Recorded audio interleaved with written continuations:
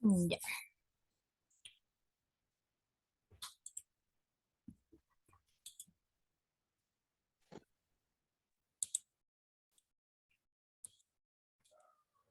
ya.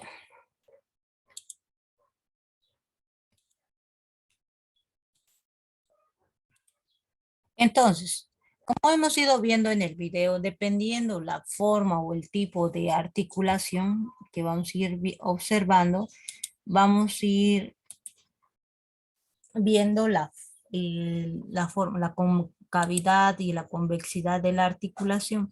Pueden presentarse distintas patologías, pero también podemos observar, ay, Ana, disculpa, se ha trancado, los distintos tipos de lesiones que pueden, ay, se ha trancado. Bueno, ya. Analizando acá el movimiento en la parte de la articulación de la rodilla, vamos a observar, dependiendo la forma, como dijimos, en la articulación femorotibial y la articulación femoropatelar, que son dos tipos de articulaciones, vamos a observar el desplazamiento. Tenemos también que nos ayuda en lo que es en el desplazamiento de la marcha, pero también sabemos que en las rodillas son donde va a ir igual en la que en la coxofemoral y en la articulación de tobillo son generalmente miembros inferiores, es donde mayor descarga, toda la carga del peso del tronco, cabeza, miembros superiores va a ir distribuido entre miembro inferior derecho y miembro inferior de izquierdo a nivel de la coxofemoral, pero a nivel de la rodilla va a ser donde recibe mayor carga de impacto tanto de la articulación coxofemoral, del tronco de miembros superiores y de lo que es cabeza. Entonces, generalmente por eso esta articulación es de gran importancia porque es una articulación que nos permite el desplazamiento desde un punto determinado a otro, pero a la vez nos permite la estabilidad articular. Gracias a la conformación de los ligamentos y los tendones y los músculos que nos van a permitir el desplazamiento, podemos hacer movimientos de patrón flexor y extensor que nos limitan tanto en la parte del desplazamiento de la patela, donde va generalmente desplazarse a nivel de la zona media, en la línea media que hay a nivel de los cóndilos en la cara anterior, y cuando lleva a la flexión total se va a ir a posicionar en la línea intermedia entre cóndilos en la parte posterior, permitiéndonos el rango de desplazamiento. Entonces, para analizar en la parte de la biomecánica lo que es la marcha, ustedes tendrían que hacer puntos de marcaje en una vista lateral para ver las fases de la marcha. Van a ir averiguándome esa tareita para la próxima clase. Fases de la marcha, ¿se anotan por favor? ¿Tienen un papel a mano? Ya. Van a averiguar cuáles son las fases de la marcha y vamos a ir analizando la próxima clase a nivel de la rodilla con imágenes en video, las fases de la marcha y los puntos que tenemos que tomar en marcación y de un caso clínico que les voy a ir presentando para analizar y vayan estudiando los músculos principales y accesorios que nos permiten movimiento de la flexoextensión de rodilla, los grados de movimiento. Y según el tipo de fascia de la marcha, fascia de apoyo, fascia de balanceo, en un desplazamiento activo, para analizar solamente lo que es la articulación de rodilla y la coxofemoral. Generalmente cuando hay patologías y se presenta un genu valgum o genu recurvatum, nos va a delimitar lo que son las acciones. También se puede presentar ruptura del ligamento lateral externo, en lo cual vamos a observar que vamos a presentar inestabilidad articular y funcional. Puede haber ruptura del ligamento cruzado, tanto anterior como posterior, que es la más frecuente, Generalmente se realizan por movimientos de descarga y rotación. Lesiones tendinosas son las más frecuentes, la lesión del tendón rotuliano, tendón del cuádriceps, lesión tendinosa en la inserción de lo que es semimembranoso, semitendinoso, que es la más frecuente, y el tendón del músculo popliteo, que generalmente se da una tendinitis poplitea, causando dolor en la parte posterior y externa de la rodilla, en el cual aumenta cuando corre cuesta abajo, generalmente llevando a la máxima extensión en patrón o máxima flexión, flexo-extensor. Depende de la localización del dolor a nivel de la articulación de rodilla, sea en la parte superior o en la parte inferior, en la parte medial o en la parte lateral. El punto en gatillo nos va a indicar distintas patologías.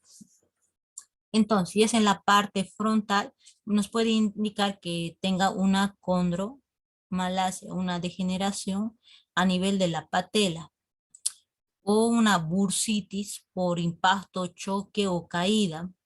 Y en las partes laterales nos puede indicar que hay lesiones o rupturas a nivel de los meniscos o lesiones ligamentarias, de los ligamentos colaterales. En la parte superior generalmente que presenta una tendinitis a nivel del cuádriceps. Y en la parte inferior donde se inserta lo que es el tendón de la patela o la enfermedad de Oscar-Schlatter, que se da en etapa de crecimiento cuando el hueso va creciendo y va estirando lo que son los tendones y ligamentos y va causando lo que son las rupturas de las microfibras por el crecimiento óseo. Generalmente se da en las etapas de desarrollo, en la cual el niño va cambiando en su infraestructura, un poquito en su desarrollo. Entonces, analizando desde ese punto de vista, también vemos por la sobrecarga o movimientos rotatorios que nos pueden producir fracturas en la región de la rodilla, más que todo con mayor frecuencia la parte inferior del fémur, donde se encuentran lo que son los cóndilos, pero también hay fracturas que se producen a nivel de lo que es la tibia y la rótula. En la rótula se puede dar con mayor frecuencia lo que son las fracturas transversas, oblicuas, acompañadas de una bursitis. Y generalmente esto eh, se produce con mayor frecuencia y van a necesitar lo que son posquirúrgicos. Si es una fractura transversa en la patela, significa que hay una ruptura total, que el hueso de la patela está dividido en dos partes, en la cual va a tener que ser sometido a cirugía para reimplantarlo y darle la funcionalidad de la articulación de rodilla. Entonces, generalmente, para analizar las causas que pueda provocar lo que es las lesiones a nivel de la rodilla, tenemos que saber la biomecánica del desplazamiento articular, la conformación, quiénes van a conformar la articulación de rodilla y cómo se va a ver afectada. Generalmente la rodilla vamos a ir analizando los movimientos de lesión la próxima clase, pero generalmente las patologías que se pueden dar, luxaciones de rodilla por ruptura ligamentaria o desplazamiento total. Gonoartrosis, que es una artrosis, gono se dice porque se presenta a nivel de la articulación de rodilla. Un derrame articular o genulaxus, recurvatum, valgum, que se pueden presentar también, que son frecuentes a nivel de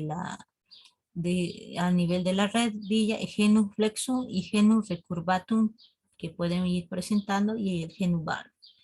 Dependiendo la patología o la sobrecarga o el desgaste, si es más interno que externo, también vamos a ir analizando esa parte. A ver, acá. Entonces, dependiendo las patologías que se vayan presentando en la infraestructura o en el tipo de articulación, nosotros vamos a ir analizando y observando la mecánica de lo que es la articulación de rodilla. Entonces, podemos indicar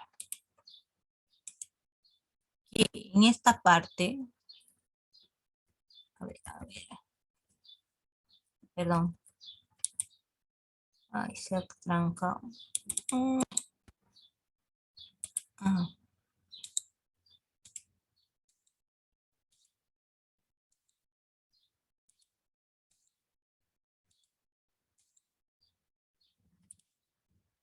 Ujú. Aquí.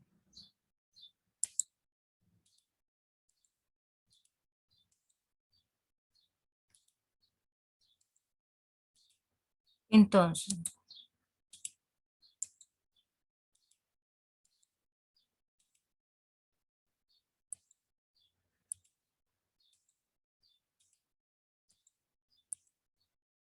acá.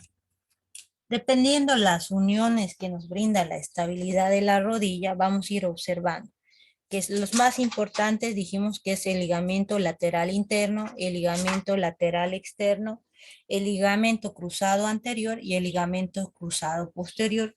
Pero también tenemos la diferencia entre el cóndilo interno y el cóndilo externo por las superficies articulares. Una es más curvilínea y la otra es más rectilínea.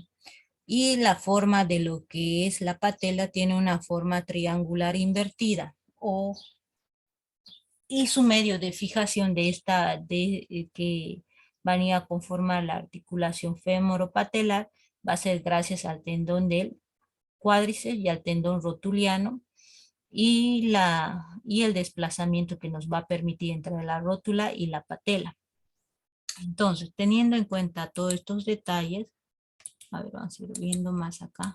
Aquí había una imagen con movimiento. Aquí. Dependiendo del rango del giro por las superficies articulares, nos van a permitir los desplazamientos. Acá. Analizando en este movimiento, cuando lleva a lo que es la flexión de rodilla, vemos que la superficie de la patela se va a ir desplazando en la zona medial a nivel de los cóndilos, de la zona anterior hacia la zona posterior. Cuando realizan una extensión es donde lo que es la rótula, por la forma que tiene, por las carillas articulares, es más propensa a luxarse. Mientras se desplaza la rótula hacia la zona posterior, cuando hace la flexión completa, es donde le brinda mayor estabilidad a esta articulación. Entonces, para analizar la biomecánica articular de la rodilla, primero vamos a ir viendo las densidades óseas, tanto la infraestructura interna como la externa, y las uniones articulares. Entonces, dependiendo del tipo de articulación, ya, vamos a ir concluyendo, chicos. Ya, nos vemos entonces el día miércoles. No se olviden investigar las fases de la marcha, por favor. Las fases de la marcha para el día miércoles lo van a hacer en forma escrita. La tarea para el día de hoy me lo van a pasar por WhatsApp, por favor, para que lo vaya revisando. Mejor, voy a habilitarlo en la plataforma y me lo van a subir ahí directo, o si no, mejor al grupo de WhatsApp, pásenmelo, pero con un detallito, pónganle el nombre completo de cada uno de ustedes que me están enviando, por favor. Al grupo de WhatsApp con su nombre completo, le sacan una foto y me lo envían. Gracias. ¿Sí, Obando? Dicen, sí, es decir que estaba mejor a su... Ya, nos vemos. Hasta luego. Chao.